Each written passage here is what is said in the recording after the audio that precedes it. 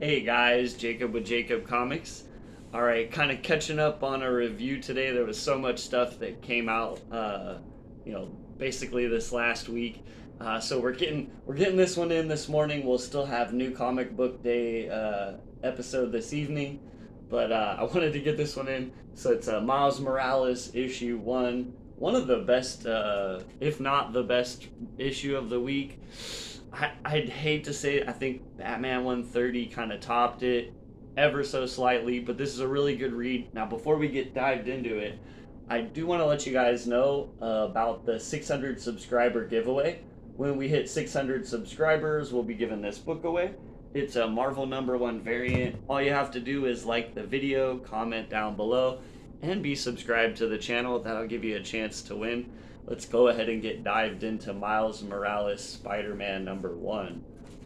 Now, first off, I do want to let you guys know we're going to be going heavy into spoilers. So if you don't want to be spoiled for Miles issue 1, that is your warning. Next up, we always shout out the creative team because without the creative team, we wouldn't have a comic book, right, guys? And in this issue, we have Cody Ziegler is the writer. Federico Vicenti, excuse me, let me repronounce that. Federico Vicentini is the artist. I think I got that right. If I didn't, I apologize. Brian Valenza is the color artist, and letters are done by VC's Corey Petit.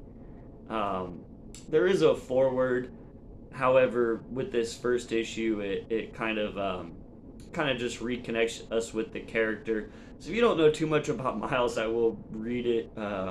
It says, years ago, high school student Miles Morales was bitten by a genetically altered spider and gained incredible arachnid-like abilities, the proportional speed, strength, and agility of a spider, adhesive fingertips and toes, and this is his difference between him and Peter Parker, the power to direct a bioelectric charge like a sting, to camouflage himself to the point of invisibility, and to detect approaching danger using his precognitive spider sense. He hid these abilities at first until a hero inspired him to use them to try and make the world more just. He is Miles Morales Spider-Man. And this issue is Trial by Spider Part 1. It says Miles' life as a Spider-Man is a constant battle. Supervillains, schoolwork, balancing a personal life with his responsibilities as a hero, son, and brother. But every time he falls, Miles rises stronger than before. Until now. As we start, and before we get dived into it, I do want to point out it's a really beautiful book. Some of the nicest paper stock I've seen from Marvel in quite a while.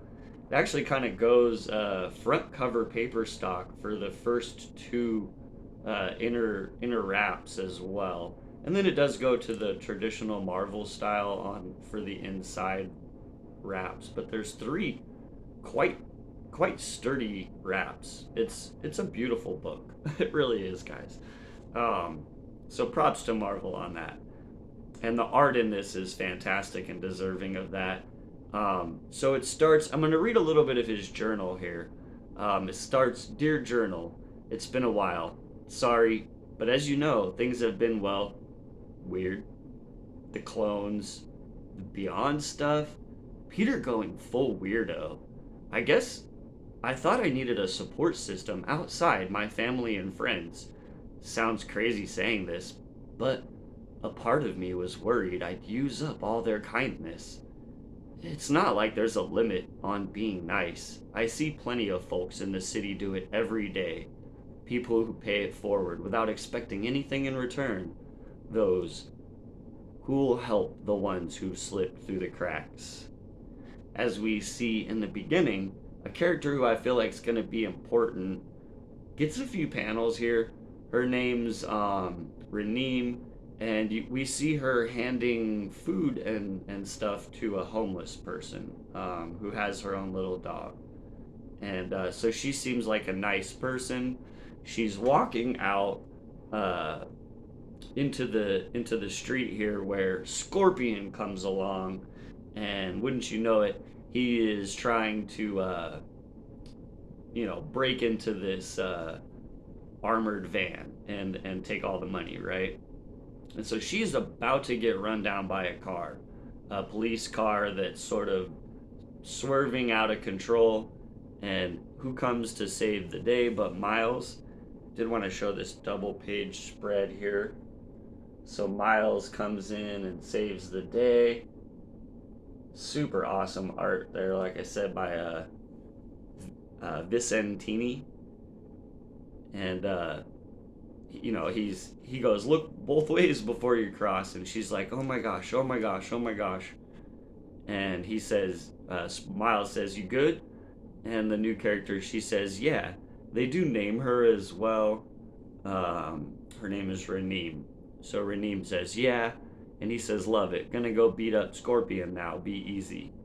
And so then there's this really fantastic back and forth between Scorpion and Miles as they do battle, where he kind of puts him down, calling him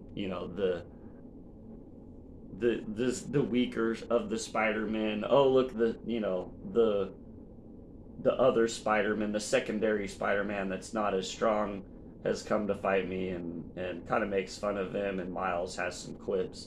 And there's another really cool 2-page spread. The battle goes on for quite a few pages. I want to say 7 pages or so, because it continues into here as well, where I wanted to read a little bit of this as well, so you kind of get some context here. And so he ends up defeating Scorpion and wrapping him up, as we saw in that double page spread.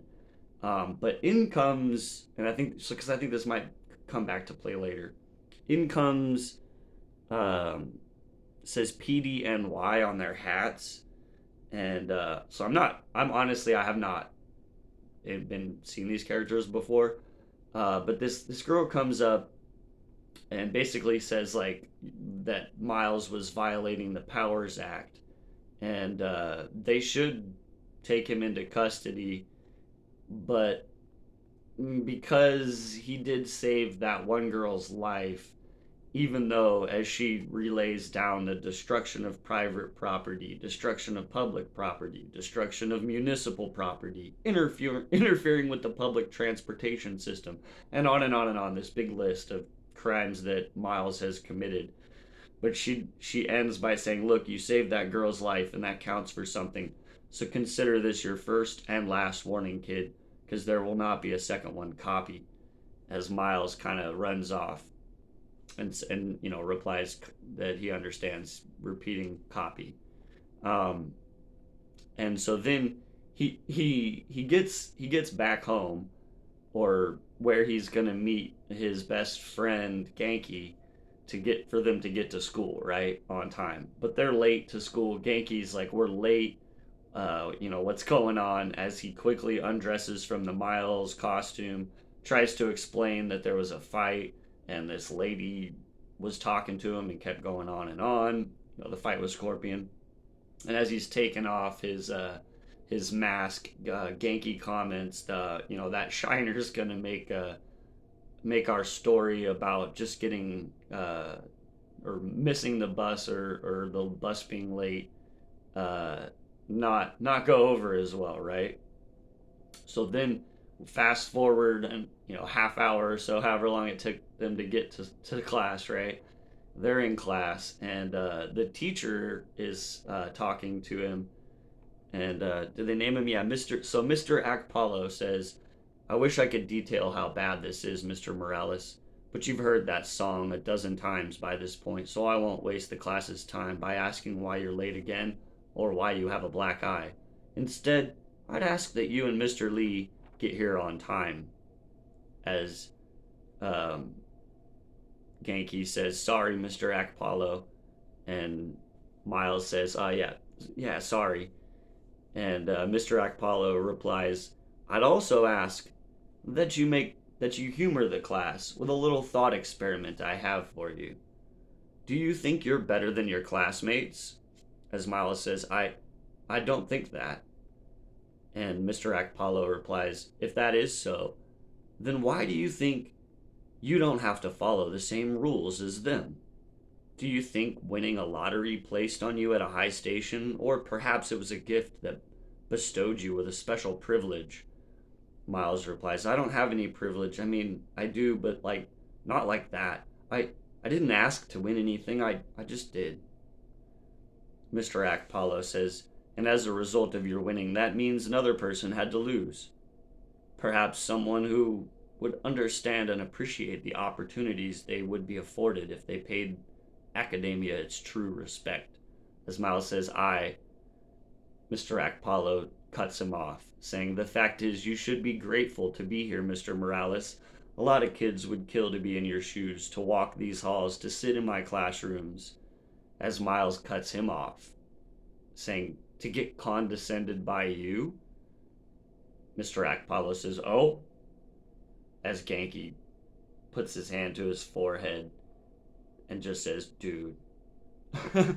Akpalo says, then perhaps a few days on suspension will help you grow your appreciation. You can head to the office to inform them. Miles says, but? Mr. Akpalo cuts him off, and I'll do the courtesy of telling your parents. Miles says, fine.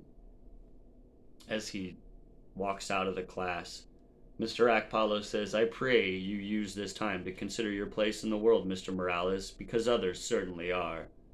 As Miles talks to himself, stupid, stupid, stupid. Why'd you let him get to you like that, Miles? Why you slipping? Then Tiana, his girlfriend from the last series, texts him saying, we good or nah?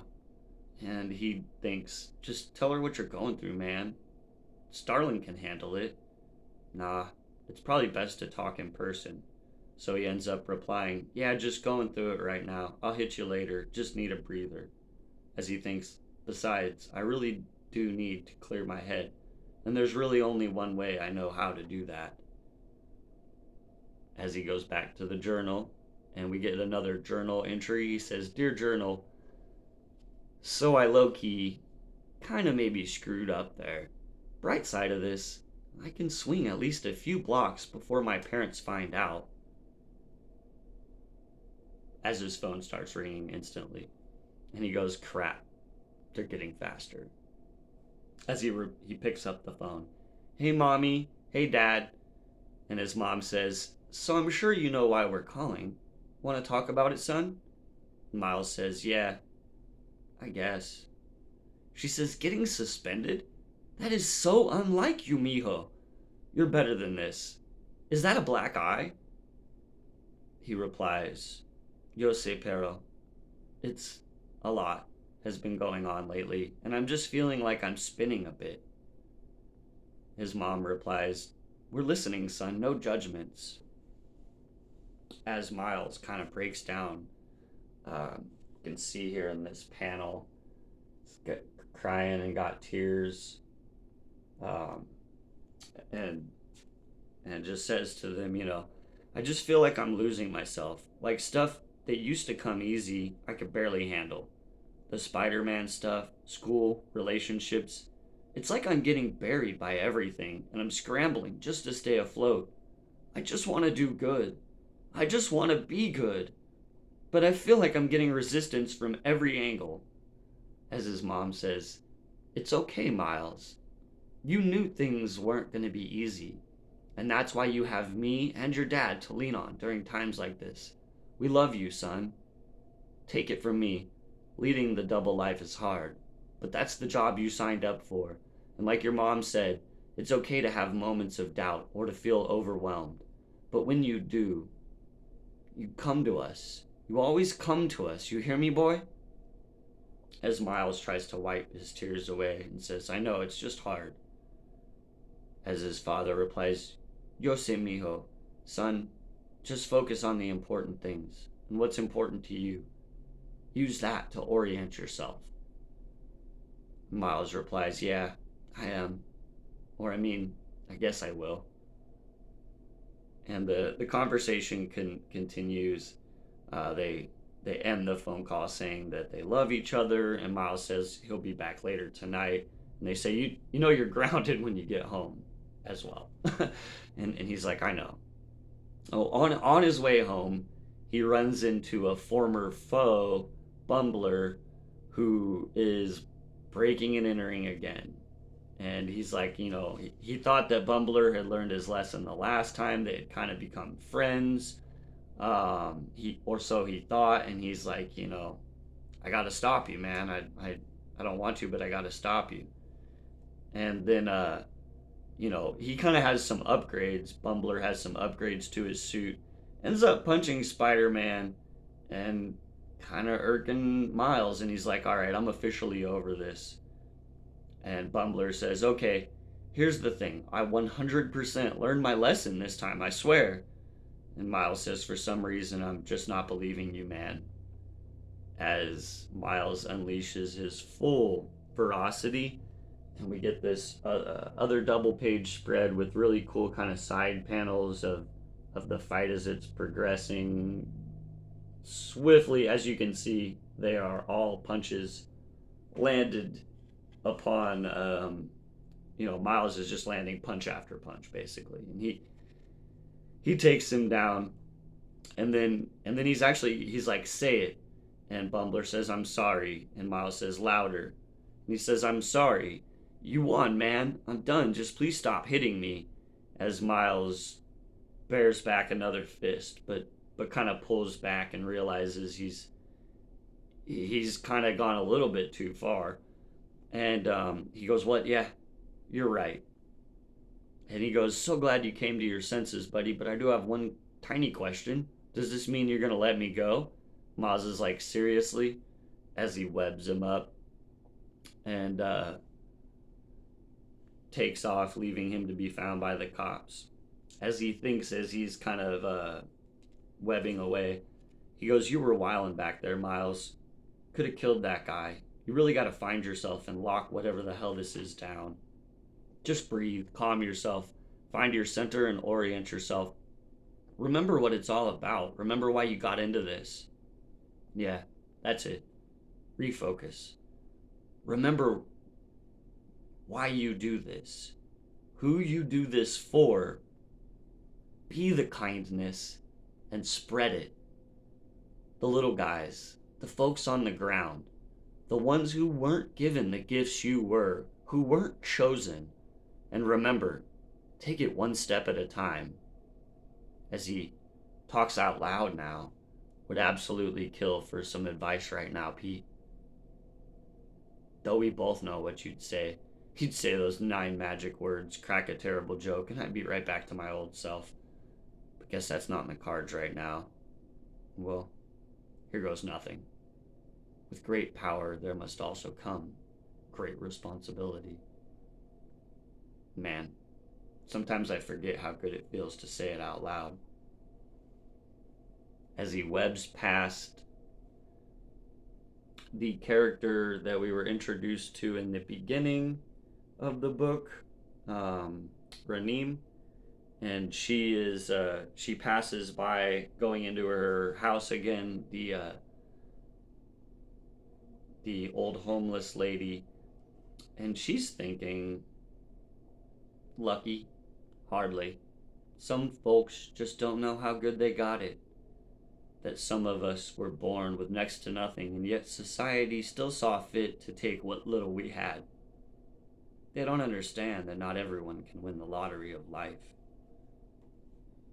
So, you should enjoy the time you have left, because those of us who were left behind are finally going to have our day in the sun, Miles Morales. As we see that Raneem knows Miles's secret identity and has been watching him, some sort of creepy super fan that wants to do him harm. Yeah. Okay.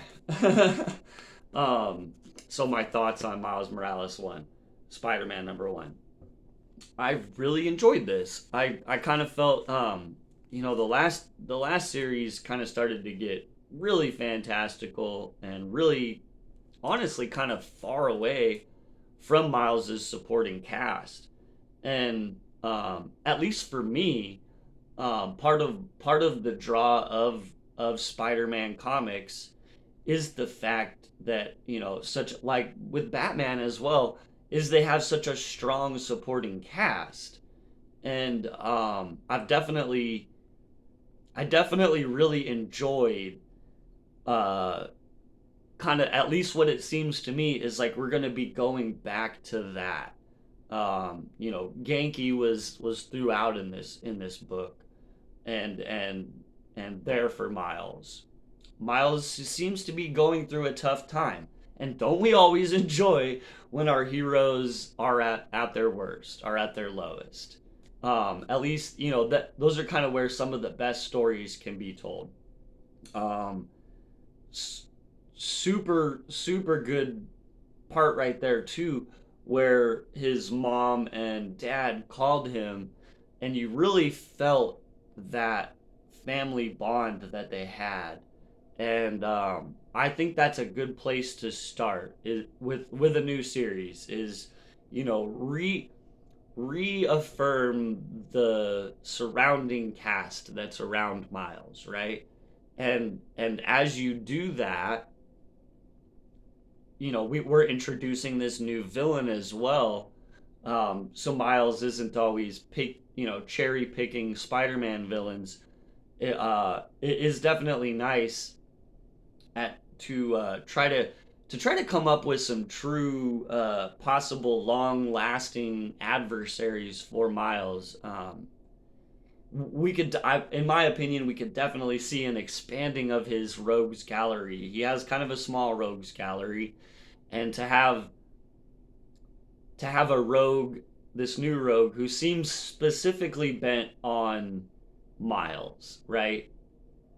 That could be interesting. And I like the angle that they're taking as well with it, where it's almost like Miles is trying to come to terms with the fact that he's been given this gift, and because of this gift he is better than everybody else. But how do you not how do you how do you not let that get to your head, right? How do you stay grounded? How do you stay true to who you really are when basically you're a superstar, right?